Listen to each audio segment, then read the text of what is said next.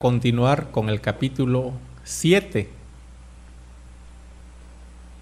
Voy a invitarles para que ahí en sus lugares se inclinen sus rostros y pidamos que el Señor nos ayude a recibir su palabra.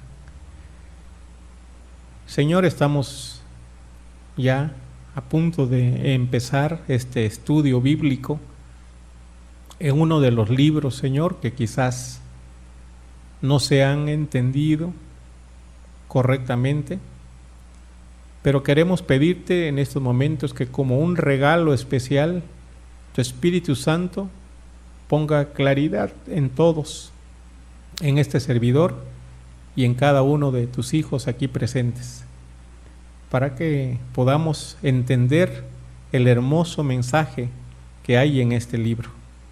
Gracias, Padre, humildemente te lo estamos suplicando por Jesucristo, nuestro Señor y Maestro. Amén. Para entrar un poquito en contexto, hermanos, para que no pasemos tan abruptamente al capítulo 7, sobre todo que tenía algunos martes que lo dejamos pendiente. El capítulo 7, hermanos, si fuéramos siguiendo la lógica de los relatos del capítulo y de los capítulos anteriores, el capítulo 7 debería estarnos contando qué pasa cuando se rompe el séptimo sello. En el capítulo 5, hermanos, fíjense bien, vamos a regresarnos hasta el capítulo 5. En el capítulo 5 vemos a Juan que está llorando porque ve que el rollo que está en la mano derecha de Dios, el libro, ¿verdad?, está sellado con 7 sellos. Y nadie es digno de romper los sellos y de abrir el libro, hasta que aparece el Cordero de Dios, hasta que aparece el León de Judá. Él es la clave de la historia. Jesucristo, el que ha vencido, es quien puede abrir los sellos. Y a partir de entonces, del capítulo 6, comenzamos, hermanos, a ver qué sucede cuando se rompe cada uno de los 7 sellos. Más o menos así, ¿verdad? Un libro, un rollo, 7 sellos que no permitían desenrollar el escrito, no se permite leer qué trae el rollo, el libro. Ya les explicaba yo que la palabra libro, ¿verdad?, en realidad aquí corresponde literalmente a la palabra rollo, un pergamino, ¿verdad?, enrollado, un libro.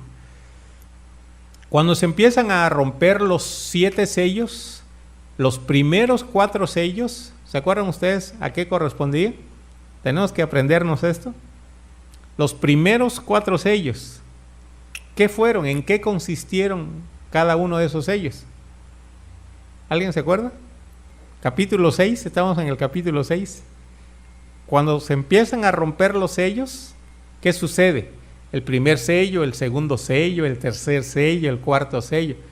¿Qué pasa con estos primeros 4 sellos? ¿A qué corresponden? A los caballos, ¿se acuerdan, verdad? Los caballos que aparecen en el libro de Apocalipsis, con diferentes colores. ¿Cuántos caballos eran? 4 caballos. El primero es el caballo blanco. Segundo, el caballo bermejo, el caballo rojo. Tercero es el caballo negro. Cuarto es el caballo verde amarillento o amarillo verdoso, decíamos. La palabra griega ahí es chloros, ¿verdad? De ahí la palabra cloro para nosotros, color entre amarillo y verde.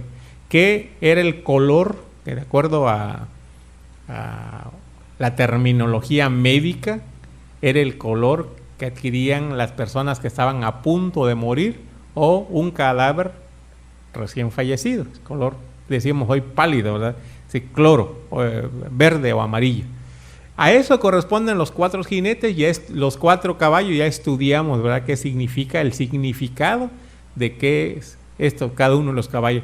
Pero cada caballo coincide con uno de los 4 sellos. Bien, luego se rompe el 5.º sello. Se rompe el 5.º sello. ¿A qué corresponde? Los mártires. El quinto sello es muy interesante, hermanos, porque Juan tiene la visión, dice que ve a los mártires. ¿Saben ustedes? La palabra mártir significaba o sirve para hablar de aquellos que habían muerto de muerte violenta por dar testimonio de su fe. Eso quiere decir la palabra mártir, un testigo. Literalmente la palabra mártir en el texto griego se debe traducir como testigo, de ahí viene la palabra testigo. Entonces, el quinto sello dice que Juan ve a los mártires, pero los ve de pie, igual que el cordero. ¿Recuerdan ustedes que el cordero que aparece en el capítulo 5 está degollado, pero está de pie? A partir de ahí, ¿verdad? Estar de pie significa estar vivo, tener vida. Y aquí es una paradoja interesante porque son mártires, pero están vivos. Es decir, ya murieron por dar testimonio de su fe, pero están vivos, están de pie. Juan los ve, dice, al pie del altar. Normalmente al pie del altar se derramaba la sangre de las víctimas en el templo cuando se sacrificaban aquellos animales. Entonces es interesante que Juan está viendo en el lugar donde normalmente corre sangre, ahí está viendo a los mártires. Claro, es una visión y está dando un significado muy interesante. La gente que murió, cuya sangre se derramó por dar testimonio de Cristo y del Evangelio, ellos, Juan dice, están de pie. Y estos mártires claman. La sangre de estos mártires que han muerto injusta e indebidamente por su fe, por su testimonio, esta sangre clama y Dios escucha el clamor de los mártires. Un mensaje muy bonito. Si alguno piensa, ¿verdad? Porque el Señor Jesús también lo enseñó en esa misma línea. Si alguno piensa que esas muertes injustas, violentas, inocentes van a quedar impunes, y pensamos que esa gente que asesinó y que supuestamente se salió, se libró, bueno, no va a quedar impune, dice la palabra de Dios. Ese clamor, dice el Señor Jesús, desde la sangre de Abel, fue el primer muerto, de acuerdo a la historia de la Biblia, hasta la sangre de Zacarías, que de acuerdo al Antiguo Testamento, el último libro del Antiguo Testamento, en la Biblia hebrea, hablaba de un sacerdote que murió también apedreado. Entonces, dice Jesús, diríamos hoy, desde el primer libro hasta el último libro, desde la sangre de todos los mártires, Dios la escucha y Dios las va a vengar, es la palabra. Dios va a hacer justicia. Los mártires que están al pie del altar, que Juan ve, están clamando por justicia y preguntan, ¿hasta cuándo, Señor? ¿Hasta cuándo vas a hacer justicia? Y la respuesta es, ¿cuál es la respuesta a la pregunta? ¿Hasta cuándo? ¿Hasta cuándo? Fíjense qué interesante. Sí va a haber justicia, pero todavía, esperen, esa es la palabra, esperen. Dios escucha, hermano, y no debemos confundir paciencia con impunidad. Una cosa es que Dios tenga paciencia y otra cosa es que los crímenes hayan quedado impunes. Entonces, muy, muy diferente. Dios, la voz le dice a estos mártires, esperen, todavía no. Pero mientras tanto, a ellos ya se les dan vestiduras blancas. Es decir, es una manera de decir que, aunque todavía no les dan su premio, su recompensa final, ya están disfrutando de algo que Dios les ha dado anticipadamente, mientras llega ese tiempo de justicia. Todavía no, le dicen, esperen. Quinto sello, entonces. Quinto sello, los mártires. Llegamos al sexto sello. ¿Qué es el sexto sello? A ver, hermanos. El sexto sello corresponde con todos aquellos fenómenos cósmicos en la tierra y en el cielo que tienen que ver con el juicio de Dios. Temblor, el sol, la luna, las estrellas, todas ellas caen. El sol se oscurece, la luna se tiñe de sangre, las estrellas caen del cielo, la tierra está temblando, los montes y las islas cambian de lugar. Bueno, es la presencia del juicio de Dios. En respuesta, fíjense bien, el sexto sello es la respuesta de Dios al clamor de los mártires. ¿Hasta cuándo? Dios le dice, todavía no. Y en el sexto sello, hermanos, vamos a leer, porque esto es lo último que vimos. Estamos en el... Voy a pedirles que veamos el versículo 15, 16 y 17 del capítulo 6. No hemos llegado todavía al inicio del capítulo 7. Vamos a regresar un poquito. Versículos 15, 16 y 17 del capítulo 6. Y los reyes de la tierra, fíjense bien, los reyes de la tierra, los grandes, aquí la palabra es magnates, los grandes, los ricos, los capitanes, los poderosos, todo siervo y todo libre, se escondieron en las cuevas y entre las peñas de los montes, y decían a los montes y a las peñas, caed sobre nosotros y escondednos del rostro de aquel que está sentado sobre el trono y de la ira del Cordero, porque el gran día de su ira ha llegado, ¿y quién podrá sostenerse en pie? Ahí nos quedamos, hermanos. Para los que han venido, ahí nos quedamos. Esa pregunta, cuando comienza el juicio de Dios, hay una pregunta. Y cuando venga el juicio de Dios, ¿quién va a quedar de pie, hermano? El sol, la luna, las estrellas, las montañas, las islas, todo parece que está cediendo. El cielo dice que desaparece, ¿verdad? Se enrolló, dice. Desapareció el cielo. Son figuras de que está sucediendo algo que tiene que ver con el juicio de Dios. Y la pregunta es, ¿quién sale bien librado?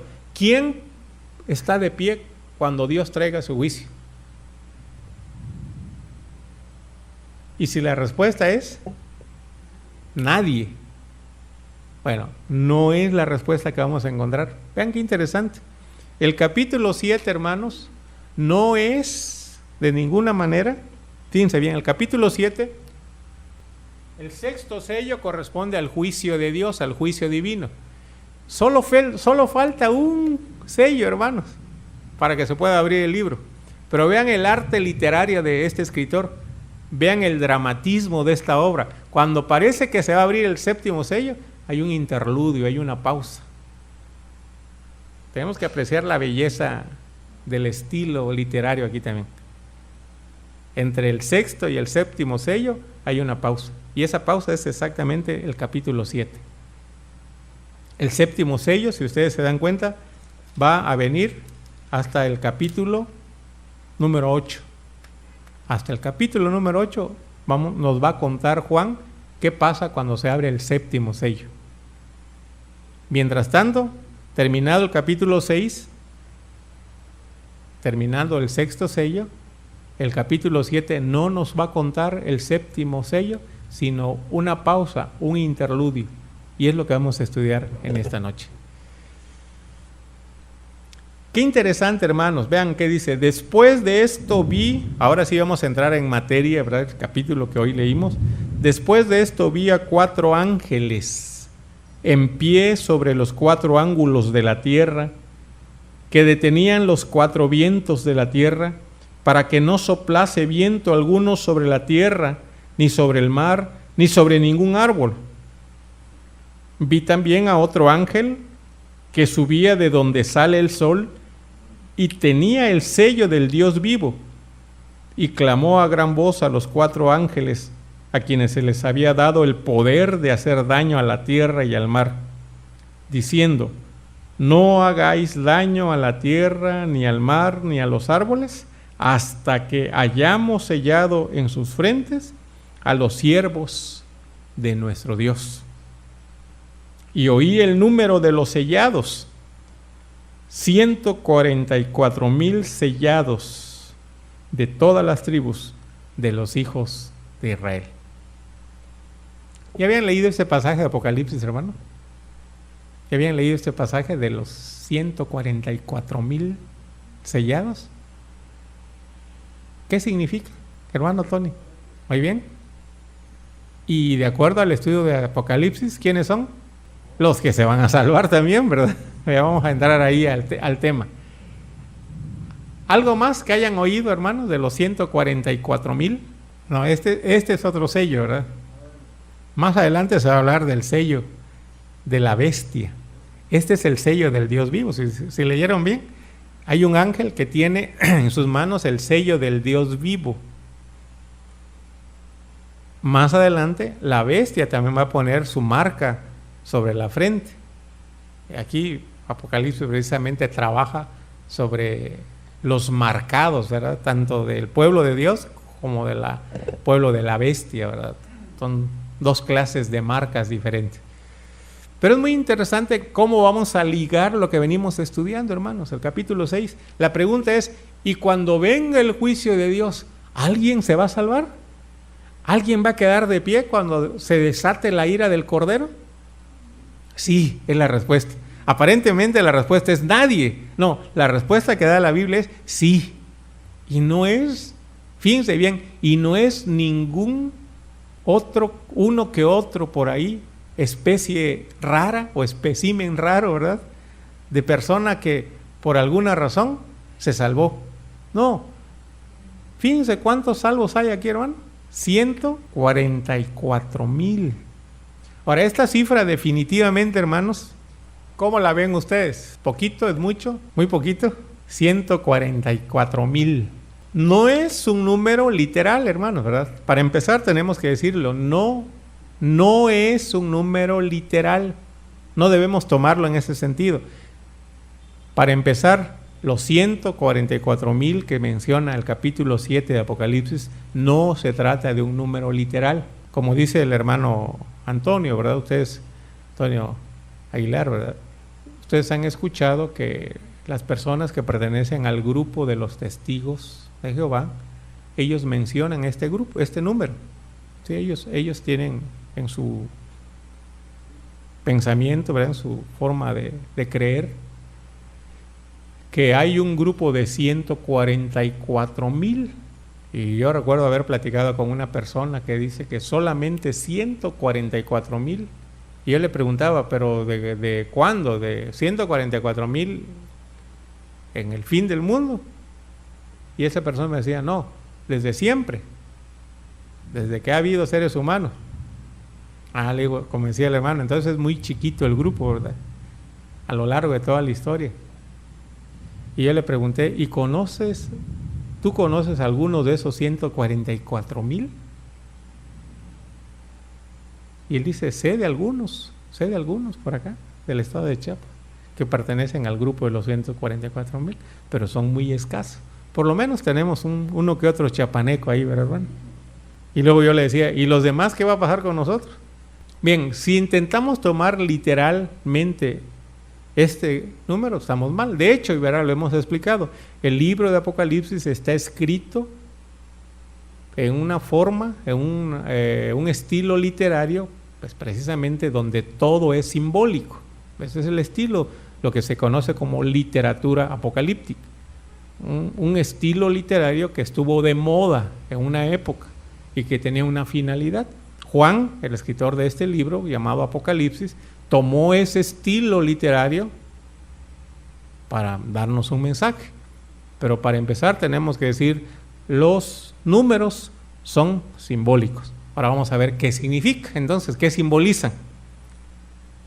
¿Qué creen que simbolicen, hermanos? 144,000.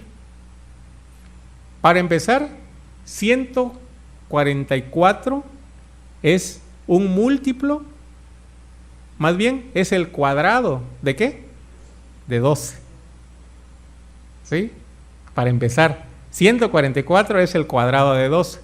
¿Y qué simboliza, qué importancia tiene el número 12 entonces en la Biblia? Es el número de los hijos de Jacob. Es el número de las tribus. ¿Se acuerdan ustedes? Nosotros tenemos la idea, pero hay un estudio, ¿verdad? Hay un estudioso del Antiguo Testamento, que habla precisamente de que el pueblo de Israel al inicio era un grupo. Él usa una palabra muy interesante, ¿verdad? Él le llama anfictionía. Era un grupo de tribus que no formaban todavía una federación o una confederación, hasta que bajo algún líder llegaron a juntarse y formar un país que se conoce más tarde y hasta el día de hoy con el nombre de Israel. Originalmente eran grupos tribales, tribus. Bien, 12 entonces significa, hermanos, la plenitud. Fíjense bien qué simbolismo, es el pueblo de Dios. 12 simboliza el pueblo de Dios. 12 son el número de apóstoles que Jesús llama. ¿Sí? Jesucristo, en su ministerio aquí en la tierra, llama a 12 personas, conocidos con el nombre de los apóstoles, que es el grupo de sus seguidores más cercanos. ¿Por qué? Porque a través de ellos se va a formar el nuevo pueblo de Dios, la nueva comunidad cristiana, que ya no es de acuerdo a la raza, a la sangre, como dice el apóstol Pablo, sino es ahora basado en la fe que es en Cristo Jesús. Ya no pertenecemos al pueblo de Dios por ser judíos, por ser israelitas, por tener sangre del pueblo de Israel. Somos parte del pueblo de Dios por la fe en Cristo. Todos los que creen en Cristo, dice el apóstol Pablo, ahora son hijos de Abraham. Porque hijos de Abraham no son aquellos según la carne, sino los de acuerdo a la fe. Entonces, vamos a ir explorando poco a poco. El número 2, hermanos, habla del pueblo de Dios. Pero hablar del cuadrado de 12, estamos diciendo la plenitud del pueblo de Dios. Y hablar de que ese número está multiplicado por 1000 significa que no es un grupo pequeño. ¿Sí? Está diciendo, es un gran pueblo. Qué interesante, hermanos. Aquí hay teología también. A los que les gusta reflexionar, aquí hay teología. Y a esta teología es la teología de la iglesia. Hay muchas personas que les gusta pensar de manera individualista. Hay muchos que dicen, con que yo esté bien con Dios, Dios y yo sabemos cómo está mi situación. Dios sabe cuánto lo amo a Él. Bueno, yo ya estoy, porque estoy bien con Dios, estoy del otro lado. Pero la Biblia va a insistir, hermano, que Dios no salva individuos. No sé si lo habían leído eso, hermano. Pero les aclaro en esta hora, desde el principio, Dios no salva individuos. Dios salva a un pueblo. El pueblo de Dios. Leamos la Biblia y vamos a encontrar siempre la expresión, el pueblo de Dios. Y este capítulo 7 tiene un enfoque marcadamente comunitario, colectivo. Esta multitud representa la iglesia, hermanos. La iglesia. La iglesia que está actualmente aquí en la tierra. ¿Cómo se le llama a esa parte de la iglesia que está viva todavía, hermano? ¿Han oído esa distinción? ¿Cómo se conoce a los cristianos que ya partieron con el Señor? ¿No han oído esa diferenciación? Bueno, a los cristianos que todavía estamos aquí en el mundo, en la tierra, se le conoce como la iglesia militante. La iglesia militante. Los que estamos aquí militamos todavía. Y los que ya han vencido, es decir, los cristianos que han muerto en el Señor, se le conoce como la iglesia gloriosa, ¿sí? O victoriosa, como quieran llamar. La iglesia gloriosa o victoriosa. Formamos un solo pueblo. Lo que está hablando en esta primera parte de la visión, entonces, es la iglesia aquí en la tierra. Así que, hermanos, para empezar, ¿verdad? Tenemos que decir, ¿verdad? Este pasaje, el número 144,000 es un símbolo, es un número simbólico que significa o simboliza la iglesia de Cristo aquí en la tierra, que no es ningún grupo pequeñito. ¿Se acuerdan ustedes, hermanos, cuando Elías está deprimido? Ya lo acabamos de ver, Primero de Reyes 19. Elías ya se quiere morir y le dice a Dios, ya quítame la vida. Y dice, ya. Y un ángel le viene a despertar y le dice, come y sigue, que el camino es largo. Ese pasaje, Elías, cuando Dios lo enfrenta, dice, ¿por qué te andas escondiendo? ¿Por qué andas huyendo? Dice, es que han matado a todos tus siervos. Ya no queda nadie. ¿Qué dice Elías? Solo yo, el único que queda. Y al final de ese capítulo Dios le dice, no le dice, ¿verdad? Así, pero yo me lo imagino más o menos como que le dice, estás loco, Elías, ¿verdad? Regresa a donde venías, vete a donde tienes que ir. Y ya que Elías va caminando, Dios le dice, por cierto, no eres el único, hay 7,000 rodillas que no se han doblado ante los Baal. A veces pensamos, hermanos, que los cristianos fieles no hay, o que ha de ser un grupo muy especial, muy raro, uno que aquí en Chiapas, otro allá en México, y juntando a todos los cristianos de todas partes del mundo, deben ser muy poquitos los cristianos verdaderamente fieles. Pues este mensaje es una buena noticia, hermanos. El pueblo de Dios no es ninguna minoría, es un pueblo numeroso, gracias a Dios. Esa es una buena noticia, hermano. Por si alguno de repente se deprime y dice, ya no quedan santos, ya no quedan fieles, ya solo yo, ¿verdad? Cuidado, hermanos, ¿verdad? Dios, por la gracia de Dios, todavía mantiene fieles a un gran pueblo de Dios. Y Dios los protege, es lo que está diciendo aquí, hermano. Fíjense, ahí aparecen 4 ángeles. Vamos ahora a la escena más grande. Hay 4 ángeles que están sobre los 4 ángulos de la tierra. Corresponden a los famosos puntos cardinales. ¿Sí? Juan está hablando en terminología que entendían muy bien la gente de su tiempo, especialmente los judíos, ¿verdad? de su época. La forma de pensar y de imaginar es que había ángeles en los 4 puntos cardinales. Fíjense bien qué hacen estos ángeles. Detienen los 4 vientos de la tierra para que no sople viento sobre la tierra, ni sobre el mar, ni sobre ningún árbol. Estos vientos se entiende que son vientos, son los huracanes, que ya estamos entrando en el mes de los huracanes, ¿verdad? Los que están vigilando que el mundo no sea destruido por el agua, de acuerdo a la imaginación del pueblo judío, son ángeles que Dios los ha puesto a trabajar ahí para que detengan los vientos y no vayan a destruir la tierra, el mar, ni los árboles. Pero acuérdense que el capítulo 6 nos dice que empezó a enloquecer todo. Las estrellas, el sol, la luna, las islas, los montes, porque la ira de Dios y del Cordero ya estaba desatada. Bueno, estos ángeles que detienen normalmente los vientos, se les ha dado la orden de que dejen correr los vientos porque viene la ira de Dios.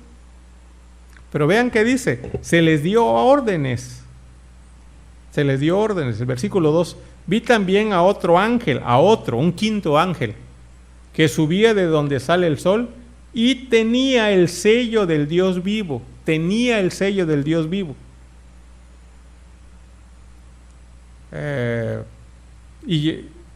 Y clamó a gran voz a los 4 ángeles, quienes se les había dado el poder de hacer daño a la tierra y al mar. Estos ángeles tienen el poder y tienen la orden de desatar el juicio de Dios.